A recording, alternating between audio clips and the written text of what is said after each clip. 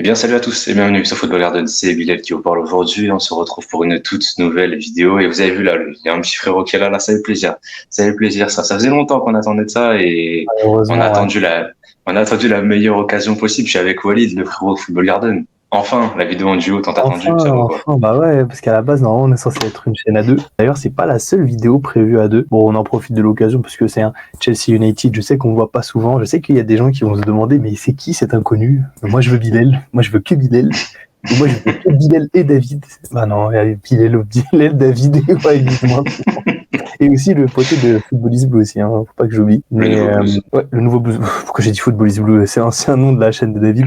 Mais voilà, comme vous l'avez remarqué, bon, fan de Chelsea, Ouais. fan de United, forcément on attend le meilleur match de la saison, le pire match de la saison pour faire un débrief à deux. Enfin, le pire pour toi. Moi, personnellement, j'ai le smile. J'ai le C'est vraiment... smile. De toute façon, je pense que là, ça se voit à la vidéo. Il y en a un qui a le smile, il y en a un qui a pas le smile. Non, en tout cas, Il y a rien de drôle dans tout ça. débrief de ce match fou entre Chelsea et Manchester United à Stamford Bridge, si je ne m'abuse, je pense que c'était chez nous. Voilà, victoire 4-3 de Chelsea à la dernière seconde, but de Cole Mais Palmer. carrément, vous nous tabassez, tu sais même pas si c'est chez vous. Voilà quoi. Non, Enfin, moi je suis déconnecté. T'as vu ma dernière vidéo? Je suis déconnecté. Je savais même pas qu'on jouait. Je savais même pas qu'on jouait avant hier. Donc ouais. En tout cas ouais, gros match, victoire 4-3. On va débriefer ça ensemble. Et je sais pas comment on va faire au niveau des notes. Je t'avoue qu'on en a pas parlé avant. Est-ce que on fait genre poste par poste chacun à notre tour ou alors je balance directement moi le 11 et après toi le 11 ou comme tu le sens, hein, peut-être poste par poste, comme ça laisse un peu de de suspense, on suspense? rigole un petit peu, on découvre. Vas-y, de toute façon ça c'est après. Hein. Les notes ce sera vers la fin de la vidéo. Pour le moment on va analyser le match. Dans un premier temps, on va parler du début de match. Le début de match, il est totalement pour Chelsea. On le voit d'entrée de jeu, Chelsea met l'intensité, alors que United, c'est beaucoup plus compliqué pour eux. Dans les ressorties de balles, c'est dur. Et Chelsea qui ouvre le score très tôt par l'intermédiaire de Gallagher, 4 minutes de jeu. Et ça fait plaisir pour Chelsea, mais forcément, ça fait un petit coup de massue sur la tête de Manchester United. T'en as pensé quoi du début de match de United? Est-ce qu'il y a beaucoup de choses à dire? Bon, on s'est juste fait éteindre dans le jeu. Le but de Gallagher, bah, il est complètement oublié dans la surface de réparation. Hein. C'est un super travail sur le côté de... Gusto, c'est Le Gusto côté de qui fait le Gusto, centre. ouais. Un super travail. Gallagher est tout seul, il a juste à finir. Onana peut rien faire, il est masqué. Enfin, il essaie d'intervenir, il est pas loin de la sortir, mais il peut pas demander ça. Hein. Il voit à peine il voit pas le départ de la balle, il voit pas la trajectoire que prend le ballon, et forcément, bah, c'est quasiment impossible de la sortir. Top but. C'est un super début de match pour Chelsea qui se met directement dans le bain. Début de match extrêmement dur. Hein. On n'a pas beaucoup de ballons, on se fait ultra dominer. On n'arrive pas à passer le milieu de terrain. Casemiro perd 1 milliard de ballons. Bruno Fernandes n'arrive pas à être trouvé. Sur les côtés, on voit pas les ailiers. Rasmus Højlund, je crois qu'il touche son premier ballon à 45 minutes.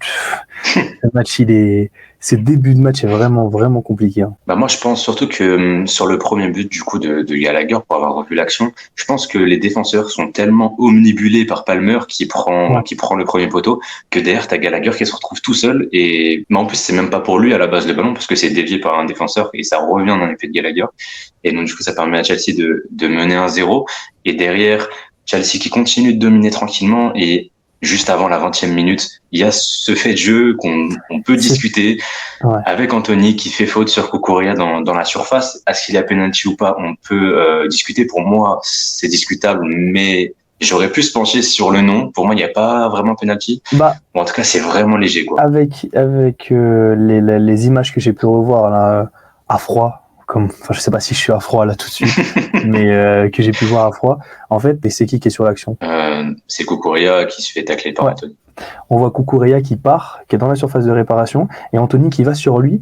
Et en fait, Cucurella commence à se laisser tomber avant qu'Anthony le touche, et le contact est léger, quoi. C'est le genou contre le genou. Pour moi, il n'y a pas penalty. Enfin, la VAR est même pas consulté. On en parlera aussi du deuxième penalty, mais pour moi, le deuxième penalty est largement plus mérité que celui-là. Enfin, pour moi, celui-là, il y a vraiment pas grand-chose, quoi. Et je pense que l'arbitre du match aurait peut-être jeter un coup d'œil à la VAR. Voilà. Ouais, c'est un fait de jeu, penalty. Cole Palmer, on connaît. Hein.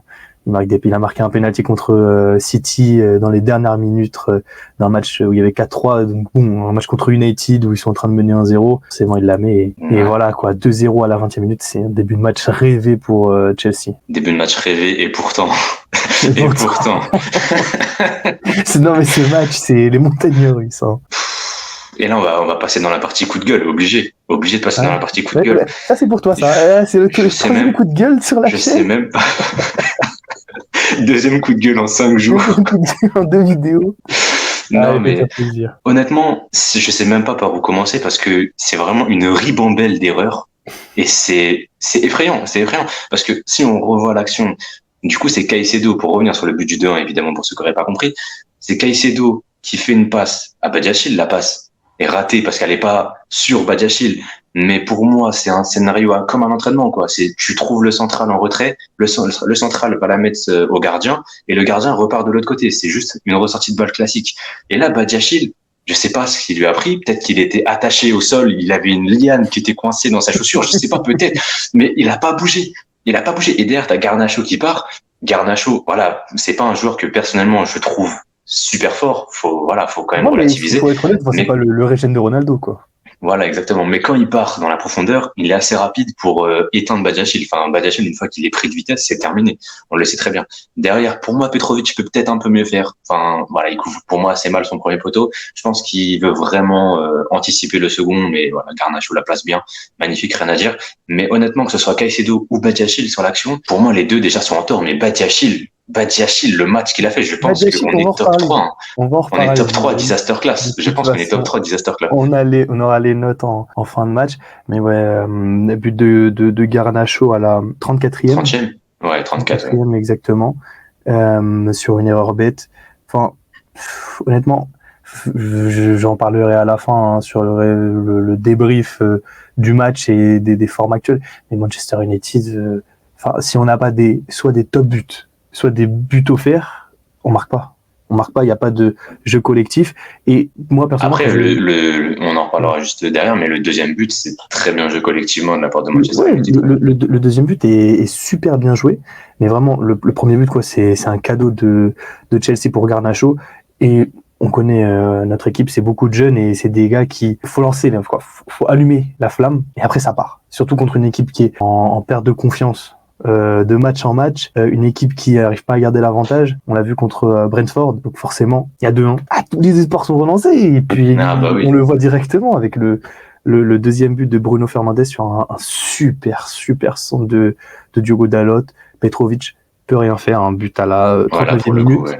39e minute, 5 minutes après le but de Garnacho. C'est une et très gros travail aussi c'est Anthony qui envoie le ballon sur Dalot, je crois, qui est la grande transversale, ouais.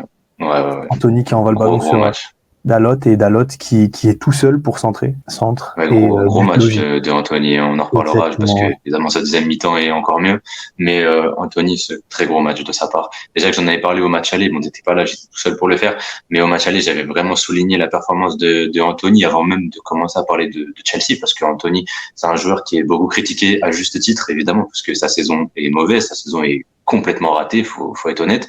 Mais aujourd'hui, et même on a pu parler du match de Liverpool, toi et moi en off, voilà, il a peut-être 3 matchs cette saison et il y en a 2 contre Chelsea, donc j'ai un peu la haine, je te mens pas. Enfin, s'il pouvait choisir une autre équipe, ce serait sympa.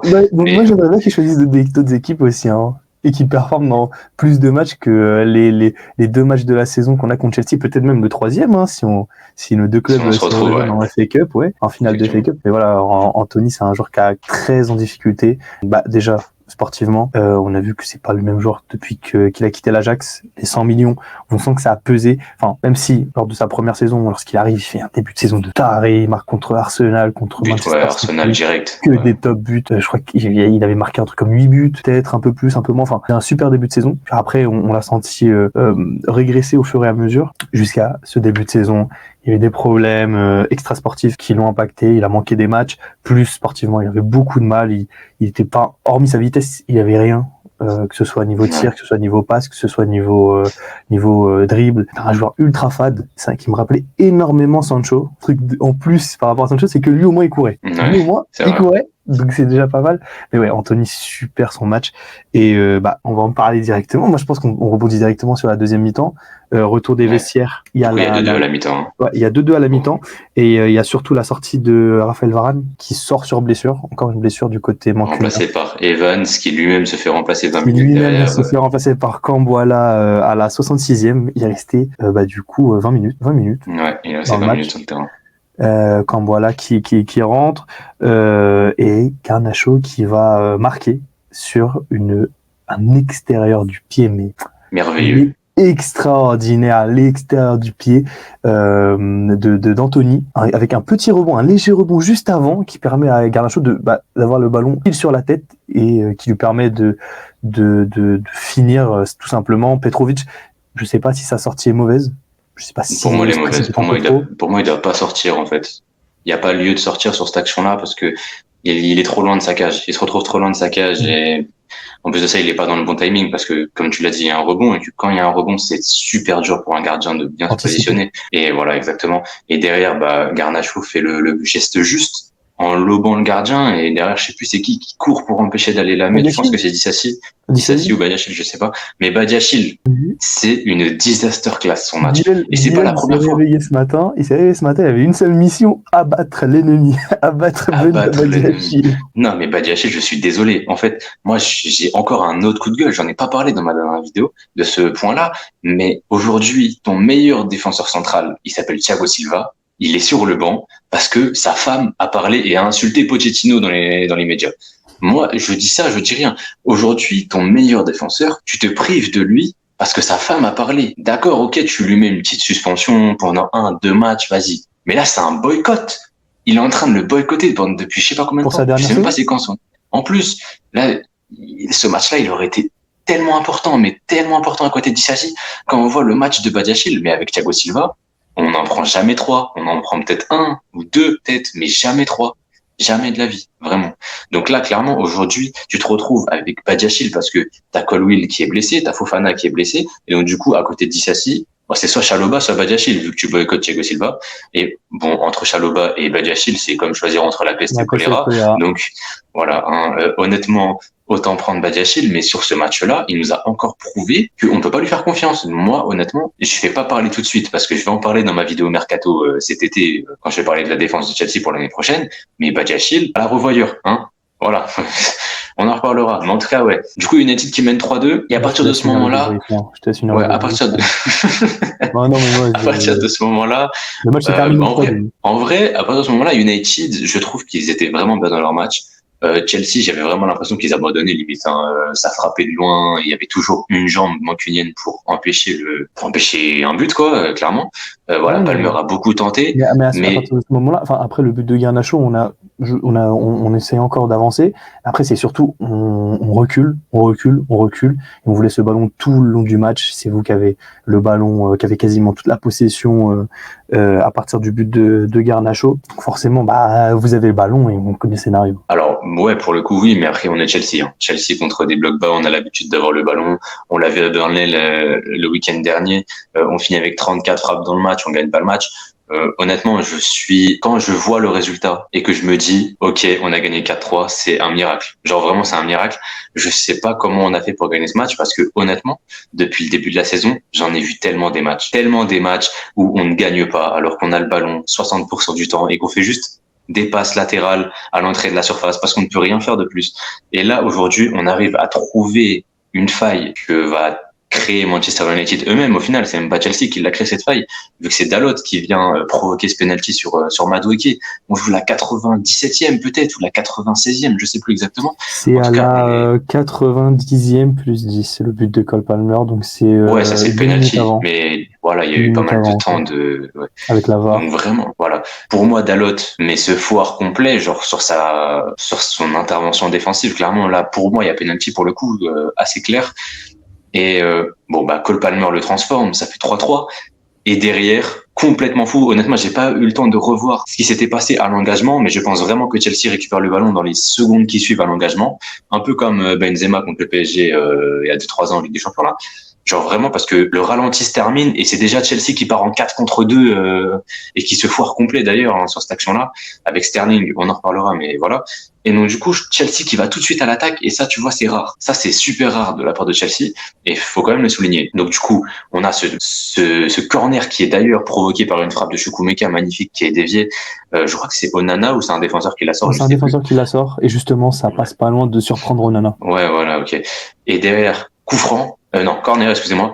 Corner tiré par Enzo. qui vient trouver Palmer d'une passe courte, Palmer qui est totalement laissé seul, et derrière Palmer qui envoie une mine. Je pense que si Macto la touche pas, Onana est dessus. Maintenant, voilà, Non, il est McTominay masqué, la quoi. touche. Ouais, McTominay On la sait pas, touche, quoi. il la On connaît dévie. pas le scénario. C'est Macto, il a On dévié pourrait dans pas ses buts. savoir. Et 4-3 dans les dernières secondes, une minute après son but est triplé de Cold Palmer. Exactement. Du coup, ça lui fait 16 buts en PL cette saison. Je peux te le dire, il vient de passer enfin le cap des 15 et on n'avait jamais vu ça depuis Monsieur Eden Hazard. Donc ça fait plaisir. Hein. Voilà, enfin un joueur qui passe la barre des 15 buts en PL. Du coup, il en est à 19 buts et 12 passes décisives, je crois, si je ne dis pas de bêtises cette saison, toute compétition confondue. Ouais. Ça fait 31 GA. Honnêtement, je pense qu'on a rarement vu une saison aussi prolifique pour un joueur de Chelsea depuis Eden. Hein.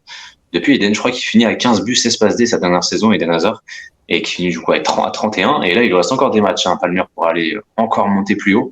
Mais voilà, en tout cas, triplé de Cole Palmer. Ici, on est heureux. Ici, on a le smile, évidemment, parce que voilà, c'est Cole Palmer. La célébration légendaire, la célébration iconique. Je pense que voilà, déjà, qu'on offre une statue à Palmer, c'est bon. Allez, on passe aux notes. Allez. Alors, comment on fait? Est-ce qu'on fait poste par poste? On fait comment? Autant faire poste par poste. Hein. Attends, je récupère juste mes notes, mais poste par poste. Ah, mais frérot, niveau design, tu vas douiller. Ah bah alors, vas-y, on fait tout d'un coup. Ou alors, on fait ligne par ligne. Comme ça, genre, tu mets gardien, après les 4 défenseurs, après les milieux. Bah, moi, je pense autant faire toi pour Chelsea, et puis après, moi, je fais tout pour United d'un coup. Ok, vas-y. Comme ça, on fait, c'est bien séparé au lieu de faire tic-tac, tic-tac. Ouais, ok. Alors du coup, mes notes, on commence par Petrovic. Voilà, je l'avais déjà trouvé un petit peu moins bien contre Burnley, ça s'est encore renouvelé ici. Il fait pas non plus un grand nombre d'arrêts. Je me souviens pas voir Petrovic faire vraiment un arrêt décisif. Du coup, j'ai mis 4,5, un peu moins que la moyenne. Voilà, je vais pas non plus le cracher dessus encore, mais bon, il a pas fait non plus un bon match. Gusto 6,5 pour lui, côté droit, grosse activité offensive, grosse activité surtout défensive. Il a vraiment bien tenu sur son côté. C'était Garnacho, je pense, sur son côté. Même si Garnacho s'en sort avec un doublé, je pense pas que ce soit Gusto le problème. Et Gusto a vraiment fait un bon match. On passe en défense centrale, Disasi, 4,5, Disasi pas mal d'erreurs, mais au moins je trouvais qu'il, quand il faisait une erreur, il se rattrapait, tu vois. Il voulait y aller, il avait la hargne. C'est un joueur qui, tu vois, j'ai un souvenir il fait une passe un petit peu comme celle de Caicedo qui se foire, et derrière c'est lui qui court pour aller chercher l'attaquant. Je pense que c'est Garnacho qui partait d'ailleurs, et il vient vraiment défendre le 1 contre 1 parfaitement. J'aurais pu même le mettre un peu plus, mais je vais quand même mettre 4,5, c'est pas non plus un match de fou, on a pris 3 buts. Et à côté de lui, l'immense Benoît Badiachil, 1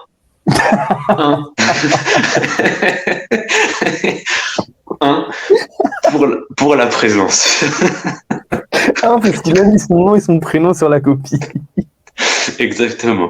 Sinon, c'est 0. Parce que honnêtement, là, on n'est pas loin du match 0. On n'est pas loin du match 0 pointé pour Badiachil. Il a fait quoi de positif? Il a rien fait de positif dans le match, Badiachil. Donc, clairement, voilà, j'aurais pu lui mettre 0. J'ai mis un 0 une fois, c'était Sanchez contre Arsenal, mais j'étais vraiment énervé. Vu que là, on a gagné, vas-y, je vais pas lui mettre 0, mais je lui mets 1 parce que il fait pas un bon match. On passe côté gauche, Cucurella 7 sur 10, gros match de Cucurella, défensivement toujours aussi solide. Offensivement, il vient provoquer ce penalty qui est très important pour nous parce qu'il nous permet de faire le break, même si derrière, on ruine cet avantage, mais ça, c'est un autre débat. Du coup, voilà, Cucurella 7 sur 10. Le milieu de terrain, le double pivot, Enzo 7 aussi. Il fait une passe décisive qui lui permet un petit peu de soigner sa note, mais je trouve qu'il a fait un bon match. Voilà, offensivement, il a distillé quelques ballons sympas, et même défensivement, il a été plutôt intéressant. À côté de lui, Caicedo, Poussy-Koussa Caicedo, j'ai pas trouvé son match très, pas très transcendant. Voilà, ça fait quelque temps qu'il est quand même bon, qu'il enchaîne les bons matchs, mais là aujourd'hui c'était pas trop ça. Et voilà, évidemment il est fautif sur le premier but, on peut en parler. J'ai mis quand même la note de 4. Je trouve que voilà, Non, je suis globalement d'accord. Hein. Ouais, défensivement ça a pas non plus été la catastrophe non plus, mais voilà, cette erreur qui vient quand même nous coûter un but et qui vient remettre United dans la danse parce qu'à 2-0 c'est pas le même match évidemment. Gallagher, j'ai mis du coup 7,5, gros match de Gallagher, gros match. En plus de son but, très grosse activité, qu'elle soit offensive, défensive. On a retrouvé un bon Gallagher. Gallagher, je l'avais pas du tout aimé contre Burnley. J'avais pas fait le débrief, mais je vous avais montré les notes lors de la dernière vidéo. J'avais mis 4. Et c'était mérité parce que son match contre Burnley, il était vraiment mauvais. Et là, aujourd'hui, il s'est rattrapé. Il s'est rattrapé avec un gros match. Et il était pas très content au moment de sortir, mais il y avait encore 3-2. À ce moment-là, il a dû bien exulter depuis les tribunes. Mudryk, je lui ai mis 6. Mudryk, c'est un match, on va dire, moyen plus. Voilà, pas non plus exceptionnel, mais il a pas été mauvais. Voilà. On l'a vu beaucoup plus mauvais dans cette saison et il a quand même apporté par sa vitesse, par sa qualité technique et même défensivement, on l'a vu pour reprendre 2 ballons défensifs dans les pieds des attaquants de United. Donc voilà, c'était quand même intéressant. On passe à Jackson, je vais finir par Palmer juste après. Jackson, 5,5, il est passé un petit peu au travers de son match, mais en réalité, quand on regarde même dans les stats avancées, parce que je suis allé voir les stats avancées avant de tourner la vidéo, Jackson, il s'en sort pas si mal. Il s'en sort pas si mal dans son jeu en pivot. Il s'en sort pas si mal au final parce qu'il touche quasiment 40 ballons. Tu t'es fait la réflexion, Walid, de combien de ballons il avait touché dans le match. Je crois qu'il en a touché 38, un truc comme ça dans le match. Au final, voilà, au final, ça va. Et c'est surtout dans ses jeux en déviation, etc., qu'il est intéressant. Et évidemment, on exclura la coupe à la Paul Pogba qu'il nous a fait aujourd'hui parce que clairement, désastreux. Immonde. J'ai jamais vu une coupe de cheveux aussi moche de ma vie. Vraiment, waouh. Même Pogba dans ses heures sombres, c'était mieux, clairement. Même du coup, il avait encore un minimum de flow, mais là, Jackson, c'était terrible, hein, le bleu, là, le blanc. Dur. On n'est pas styliste, on n'est pas dans la mode, on est dans le football, mais là, c'est dur. Un gradant D classique, ça aurait fait totalement la clairement. Et du coup, on termine. Cole Palmer, Ice Cold Palmer, le triplé, évidemment, et je mets évidemment le 10 sur 10, la note parfaite pour Monsieur Palmer, qui pour moi, honnêtement, si on enlève son triplé, il fait un match correct. Voilà, il fait pas un match de fou, c'est pas un grand Palmer. On a vu Palmer meilleur qu'aujourd'hui, mais son triplé, c'est le triplé qui vient sauver le cul de United de Chelsea, faut le dire clairement. Et aujourd'hui, Palmer, il nous a montré qu'il était un grand joueur. Palmer, c'est un grand joueur. Évidemment, moi, je vous le dis, aujourd'hui, en tant que supporter de Chelsea, j'ai peur du One Season Wonder. J'ai peur. Mais pour le moment, je profite. Ça fait longtemps qu'on n'a pas eu un joueur de ce calibre-là dans le club. Et aujourd'hui, voilà, il a encore prouvé. Il prouve toujours, en fait, que c'est lui, l'homme de Chelsea. C'est lui dont Chelsea a besoin pour finir cette saison, pour aller accrocher l'Europe. Parce que c'est vrai qu'on n'a pas parlé du classement. Je le mettrai en fin de vidéo, je pense. Mais là, on fait une belle opération. Parce qu'on revient pas très loin de West Ham avec 2 matchs en moins sur eux. Donc, clairement, la course à l'Europe est encore jouable. Elle est encore très, très jouable. Et même pour te dire la vérité, Walid, je crois qu'on est à 5 points de United maintenant. Si je dis pas de bêtises. Ou alors 8 points. On est peut-être à 8 points. On est à 8 points, je crois, de United. Vous êtes à 5 points tout pile. 5 points? Ok, voilà. De retard. Voilà. Donc, même la 6e place, on n'est pas si loin. Et c'est ça qui est fou, c'est dans cette saison où on est nul. Eh ben, on est quand même pas trop loin d'aller chercher les places européennes et c'est ça qui est fou en fait cette saison. Mais en tout cas voilà, Palmer 10 sur 10 et sur le banc. Bon, j'ai mis 6 à Madueke et Chukwuemeka qui ont fait une bonne entrée selon moi et j'ai mis 5 à Sterling, Chalobah et Gilchrist qui ont fait une entrée moyenne. J'aurais même pu mettre moins à Sterling parce que son action qui foire là, à la 90 plus 8 juste avant qu'on marque le but, non 90 plus 10 d'ailleurs, jusqu'après le but de Palmer. Voilà, c'était quand même assez chelou de rater ça. Mais bon, vu qu'on a gagné, je vais pas non plus trop casser les joueurs. C'est une belle victoire. Je te laisse la main pour ton 11, Walid. Et ben d'habitude, de manière classique, c'est juste toi qui proposes tes notes pour Chelsea. Là, comme je suis là, on va parler de Manchester United et on va commencer directement avec André Onana dans les cages. André Onana, je lui donne la note de 7,5 parce que même s'il se prend 4 buts et 4, il peut rien y faire. Le but de Gallagher, il peut pas la sortir. Les 2 pénaltys, bon, enfin c'est Cole Palmer, il se fait prendre à contre-pied sur les 2. Et le 4e but, il peut littéralement rien faire. Il est prêt à contre-pied vu que le ballon est contré par McTominay. Mais hormis ça, il fait 6 arrêts dans le match. Il est ultra solide. Relance au pied, enfin il en rate une en toute fin de match où il prend le ballon et il la dégage au pied, il l'envoie en touche.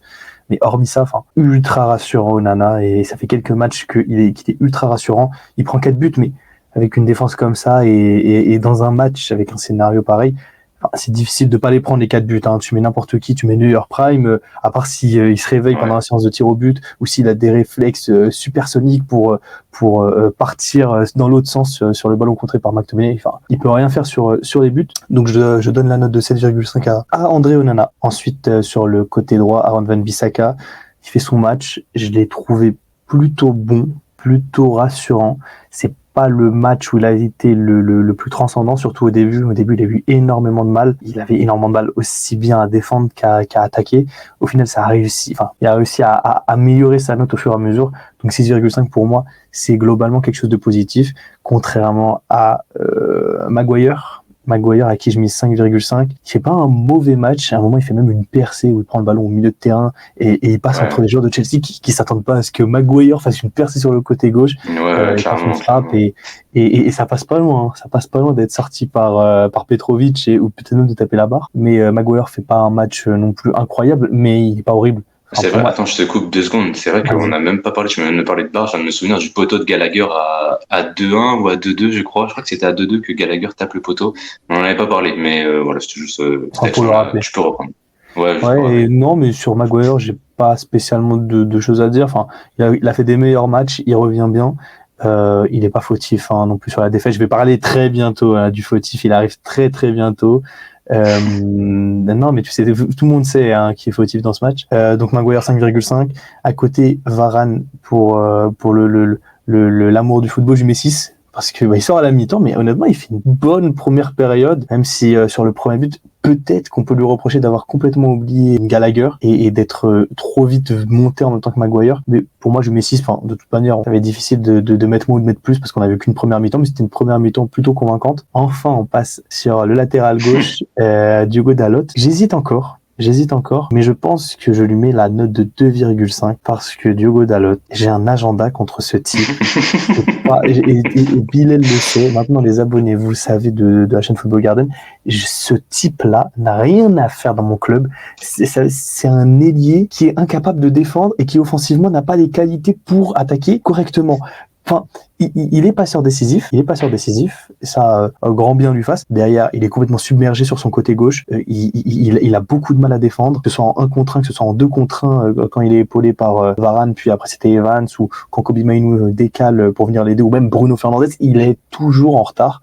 Il réussit à compenser par sa vitesse, mais sinon, hormis ça, c'est dur. Et il est fautif sur le penalty, un penalty qui est tellement idiot. Enfin, il essaye de l'attraper, de déséquilibrer avec son bras, et c'est lui-même qui finit par être déséquilibré et par faire faute parce que du coup, comme il a son bras sur Madueke, en tombant, il met tout son poids sur lui et forcément, il y a penalty et c'est incontestable. Et quand tu es joueur de football professionnel à Manchester United, le plus grand club de l'histoire du football anglais, je pense que c'est difficile de contester ça, hormis, sans concurrence avec Liverpool, mais voilà quoi, c'est le haut du panier. Comment tu peux te permettre de faire une erreur aussi bête, aussi idiote, et surtout avec un joueur qui normalement devrait commencer à atteindre ces belles années, devrait commencer à prendre en maturité, et au final, moi j'ai l'impression que c'est le Diogo Dalot de quand on l'a recruté de Porto. C'est-à-dire un jeune qui a du potentiel, qui court vite, mais qui est trop laxiste sur son côté, qui défend pas assez bien, qui offensivement, il y a de la qualité, heureusement qu'il fait sa passe décisive qui me permet de lui mettre la note de 3 parce que hormis ça son match c'est le néant. Ça va être difficile de me convaincre autre chose parce que c'est pas la première fois. Encore s'il avait fait des bons matchs avant, je serais beaucoup plus indulgent, mais là c'est dur et peut-être une vidéo mercato cet été, mais honnêtement vivement qu'un club pigeon se mette sur lui, un FC Barcelone qui claque 40 millions parce qu'ils ont besoin d'un latéral droit, je sais pas, mais qu'on se débarrasse de Diogo Dalot. J'en ai fini avec la défense. Au milieu de terrain, Casemiro, Mainoo, c'est un match globalement assez équivalent. Ils n'ont pas brillé. Casemiro, je mets la note de 5,5, tandis qu'à Kobbie Mainoo, je mets la note de 6,5. Kobbie Mainoo a été personnellement, pour moi, plus convaincant sur le terrain que Casemiro, qui a quand même perdu pas mal de ballons au milieu de terrain, qui a pas été transcendant non plus. Kobbie Mainoo a essayé d'aller beaucoup plus de l'avant, mais c'est pas un grand Kobbie Mainoo. Je mets 6,5 parce que quand c'est un grand Kobbie Mainoo, c'est 8. Quand c'est un Kobbie Mainoo moyen, c'est quasiment un 7. Ouais. Mais voilà, personnellement, au milieu de terrain, c'est pas là où le match s'est joué, hormis avec le numéro 10, Bruno Fernandes, capitaine, le rat comme nos rivaux l'appellent, 7,5. Pour moi, il fait son but, il est là, fait le pressing, il y a un moment il monte sur Petrovic complètement seul, il fait monter le bloc et du coup ça force Petrovic à dégager, ça nous permet de récupérer un ballon et c'est plein d'actions comme ça. Il est le métronome parce que dans un milieu de terrain où les deux joueurs du double pivot a été convaincant, c'est lui qui a distribué les ballons en attaque, c'est lui qui a orienté le jeu vers l'attaque en envoyant les ailiers. Et ouais, Bruno Fernandes, je mets la note de 7,5. Personnellement, pour moi, c'est un très bon match. Je peux comprendre qu'on lui mette moins. Je peux comprendre qu'on voit pas forcément les qualités, mais c'est vraiment, même au-delà des statistiques, le travail de l'ombre qu'il fait, il est tout le temps là, tout le temps apprécié. Et je sais que, toi, le premier Bilal, t'aimes pas le fait qu'il soit beaucoup trop virulent avec l'arbitre, avec les joueurs, qu'il n'hésite pas à aller sur l'homme, etc. Mais quand t'as un joueur comme ça dans une équipe avec aussi peu de caractère, mais qu'est-ce que ça fait du bien, et qu'est-ce que ça fait du bien de le voir avec le brassard de capitaine. Donc pour moi, je mets la note de 7,5. Ensuite, Anthony, avec sa passe magistrale, je lui mets 7, parce qu'il est quand même fautif sur le penalty, une faute bête, mais même si pour moi, il y a... En fait, il y a contact. C'est vraiment léger. À partir du moment où il y a contact, voilà. Ouais, mais voilà, quoi, c'est vraiment léger, donc je n'en tiens pas vraiment compte dans ma notation. Je mets la note de 7, parce qu'honnêtement, voilà, il a tenté, il a provoqué, il a tenté une frappe en première période qui a fait peur quand même à Petrovic, même si il a réussi à la capter, il me semble. Voilà. Anthony, même en deuxième aussi, en deuxième quand il s'emmène son ballon face à Cucurella et qui trouve second poteau mais qu'il n'y a personne second parce que Højlund l'attend en retrait. Exactement. Là, il est pas loin de faire une passe D. Exactement. Et c'est pour ça qu'Anthony, voilà, il revient bien. Je mets la note de 7. Il est quand même pour moi en dessous de Bruno, même si j'aurais pu les mettre tous les deux à 7,5. Ensuite, on passe à l'homme du match côté United, Garnacho, doublé. Il a pas fait un match incroyable. C'était un match assez moyen pour Garnacho. Il a pas brillé par ses percées offensives ou il a pas réussi à prendre de vitesse Malo Gusto dans ce match. Mais il a été là, il a marqué ses 2 buts. Faut le mettre quand même quand elle arrive face à Petrovic lors du premier but. Faut avoir le sang-froid pour la placer au second poteau. Sur le deuxième but, faut avoir le sang-froid pour lober et pas rater sa tête, parce qu'on connaît les joueurs qui se trouent dans des situations aussi faciles. Donc 8,5 pour Garnacho. Voilà, ça fait du bien lui aussi d'avoir un joueur qui a du caractère et qui se donne à fond, même si c'est un jeune. Tu sens que il a de la patate, il court vite, il est technique. Et tu l'as dit tout à l'heure, et je suis totalement d'accord avec toi. Pour moi, Garnacho, c'est pas un joueur avec un potentiel de fou furieux. C'est pas un joueur qui est ultra talentueux. Je voyais, on en discute souvent en off, etc. Du fait qu'il y a beaucoup de gens qui parlaient de Garnacho comme le nouveau Ronaldo à l'époque, parce qu'il a marqué une retournette, parce que il a le même style que Ronaldo, parce qu'il est ultra fan de lui, etc. Il a pas le standing de Cristiano Ronaldo, mais c'est quand même un joueur ultra efficace. C'est quand même un joueur ultra important dans l'équipe. Pour moi, il devrait plutôt avoir un rôle de super sub, et ce serait l'idéal de construire une équipe pour la saison prochaine où il est super sub. C'était son rôle initial. Mais s'il continue comme ça, ça va être difficile de le placer sur le banc, et ça fait plaisir de voir un jeune joueur qui continue, qui a une marge de progression qui s'arrête pas, parce qu'on voit vraiment que c'est que du travail. Il y a une grosse dose de talent, mais c'est énormément de travail, parce qu'entre ce Garnacho là et le Garnacho qui marquait un but dans les dernières minutes contre Fulham la saison dernière ou l'année d'avant, non, c'était la saison dernière où il marquait un but dans les toutes dernières minutes contre Fulham. Voilà, il y a une grosse différence entre ces deux joueurs-là, et on voit que la marge de progression est encore quand même assez conséquente. J'espère que ça va continuer comme ça. C'est mon gros point, mon gros pouce bleu de ce match. Désolé, je suis encore coincé sur les pouces verts. Je suis un gars de la vieille école. Je vais finir rapidement avec Højlund, 5. Transparent. Il y a une action où il réussit à bien conserver un ballon dans la surface de réparation en première mi-temps, et à décaler sur Garnacho, il me semble. Mais je me souviens de cette action. Très transparent dans le match. Et d'ailleurs, il sort à la 66e. Voilà, Rasmus Højlund sort à la 66e pour Marcus Rashford. D'ailleurs, il était pas mal dépité au moment de sortir. Ouais. Il a compris qu'il a pas fait un match flamboyant lui-même. Ouais, mais voilà, c'est ça qu'on attend des joueurs aussi, c'est d'avoir un peu de caractère et quand même, peut-être revanchard, et peut-être que le match suivant, il nous marquera un doublé comme Garnacho. Maintenant, on va passer au banc. Du coup, on a eu la chance d'avoir 2 défenseurs centraux qui sont rentrés. Evans et Camboalala, comme j'appelle, c'est Camboalala. Camboalala, je l'aime trop ce minot aussi. Camboalala. Kamboalala. Et bah, Kamboalala, j'ai mis 5. Un bon match. Ouais, Il joue pas énormément. son entrée est pas match, ouf. ouais, il est pas ouf. En fin de match, il fait que reculer. Il perd quelques ballons. Enfin, voilà, quoi. On se fait dominer. Et c'est un défenseur central dans un match où Chelsea a la main et va de l'avant. C'est difficile de s'illustrer dans un match comme ça. Evans, par contre, je mets 7. Je mets 7, même s'il n'a joué que 20 minutes. Ces 20 minutes étaient superbes, personnellement. Enfin, ça me rassure tellement d'avoir Johnny Evans en défense centrale à côté de Maguire. Le 1-2 Enzo Palmer, c'est lui qui tacle pour contrer la frappe de Enzo entrée de surface. Exactement. Enzo, il avait une superbe occasion. Il revient ultra vite. C'est pour ça que Johnny Evans, je mets la note de 7, même s'il a joué que 20 minutes. Et il y a un autre joueur qui a pas joué longtemps. Et lui, par contre, je l'ai non noté. C'est Marcus Rashford. Il a plus joué que Johnny Evans puisqu'il est rentré à la 66e. Transparent. J'avais oublié qu'il était sur le terrain, moi.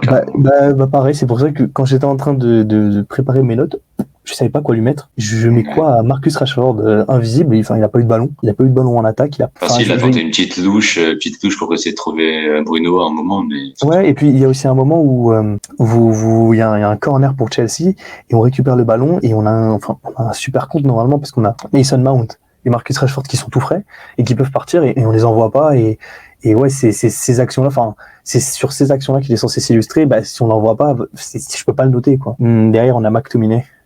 Il rentre pour. C'est dur. Il rentre quoi. Il rentre pour faire une faute. Ouais, il rentre pour faire une faute, pour se faire déborder au milieu de terrain. Il n'arrive pas à rattraper Enzo sur une action. Il est fautif sur le 4e but. 4, pas grand-chose à dire de plus. Voilà quoi, c'est Bacto. Capable du meilleur comme du pire. Et pour finir, Mason Mount, que j'ai pas noté non plus parce que c'est pareil, il a pas eu de ballon, il a pas pu s'illustrer, il a pu faire quelques passes, mais enfin, si on l'a fait rentrer, c'était pour permettre à notre jeu de transition d'aller plus vite de l'avant, de trouver Marcus Rashford beaucoup plus rapidement. Au final, on n'a même pas réussi à trouver Mason Mount pour trouver Marcus Rashford et du coup, c'est son retour à Stamford, un retour assez fade du coup au final. D'ailleurs, je vais juste montrer une petite image de Mason Mount à la fin du match qui serre la main à Pochettino. Il est en rage. Je vais montrer la photo que j'ai trouvée. Je vais la mettre dans la vidéo, vous verrez. Mais vraiment hilarant. Et du coup, voilà, c'était ça pour mes notes. Et Manchester United, c'est toujours plus dur d'espérer accrocher un top 5. C'est encore plus dur. Tottenham prend large. On est pareil niveau match, 30 matchs des deux côtés, mais on a 9 points de retard. Ils ont 3 points, non? 9 points? On a 9 points de retard sur Tottenham. Ils ont 57, on a 48. Ok. Voilà, c'est quasiment cuit pour la place en Europe, à part s'il y a une FA Cup qui se glisse, on sait pas. Non, mais après, 6e, c'est Europa League. 6e, ouais, c'est Europa League. Et puis aussi, il va y avoir la nouvelle... avec les nouvelles Coupes d'Europe, il y aura une nouvelle place qualificative pour, je crois que c'est les 2 premières équipes au classement UEFA sur cette saison uniquement. Ils ont les 5e qui se qualifient en Ligue des Champions, donc du coup ça fait 6-7 en Europa League et 8 en conférence. Donc peut-être une petite place en Europa League qu'on va essayer d'arracher, mais voilà quoi, cette saison elle est déjà finie pour moi. On va essayer de rater la FA Cup, mais après les 2 matchs en FA Cup, on est d'accord que c'est qu'en aller les 2 matchs. Ouais, c'est qu'en aller. Il va y avoir le match contre Coventry. Et la finale derrière. Et la finale soit derrière. Contre City, soit contre nous. Bon, à part si on se fait sortir par Coventry, je serai devant Old Trafford pour accueillir Eric Ten Hag avec mon scooter et le ramener à l'aéroport direction Amsterdam parce que sinon, là, c'est fini. Là, c'est fini. Ah. Bon, c'était une grosse vidéo. Là, je vois 44 minutes quasiment d'enregistrement. Le montage va être long, mais la vidéo sortira demain, logiquement. Donc, du coup, voilà, j'espère que vous avez kiffé la vidéo. Moi, j'ai kiffé le smile du début à la fin. Enfin, à part quand il fallait parler des erreurs de Caicedo et Badiachil, mais sinon, ça va. Mais en tout cas, voilà, j'espère que vous avez kiffé la petite vidéo à 2. On a attendu le débrief Chelsea United pour pouvoir le faire. C'était la meilleure solution, le meilleur moment pour le faire. On vous l'a teasé tout à l'heure, une nouvelle vidéo de nous deux qui va sortir assez prochainement. Vous verrez, ça sortira sûrement la semaine prochaine si tout va bien, ou alors dans 2 semaines, on verra. Mais en tout cas, voilà. J'espère que vous avez aimé. N'hésitez pas à liker. Les petits pouces bleus, c'est important. Partagez la vidéo à tous les gens autour de vous et à vous abonner. On est quasiment 1600 sur la chaîne. On se rapproche des 2K petit à petit, donc ça fait plaisir. Et merci aussi pour les retours et les vues de la dernière vidéo. Voilà. Merci beaucoup. Je pensais pas faire autant honnêtement avec celle-là. On est quasiment à un cas à l'heure où on s'enregistre là tout de suite. Donc ça fait très plaisir. Voilà, voilà. En tout cas, moi je vous laisse là-dessus. C'était Bilal et Walid de la chaîne Football Garden. C'est la première fois que je le dis. Franchement, c'est beau. Franchement, c'est magnifique. C'est les émotions là. C'est Hein. c'est clean de fou. Ça passe trop bien. Mais en tout cas, voilà. C'était Football Garden, on peut le dire. C'était Football C'était Garden Football pour Garden. exactement pour cette vidéo. Du coup, portez-vous bien et la paix sur vous.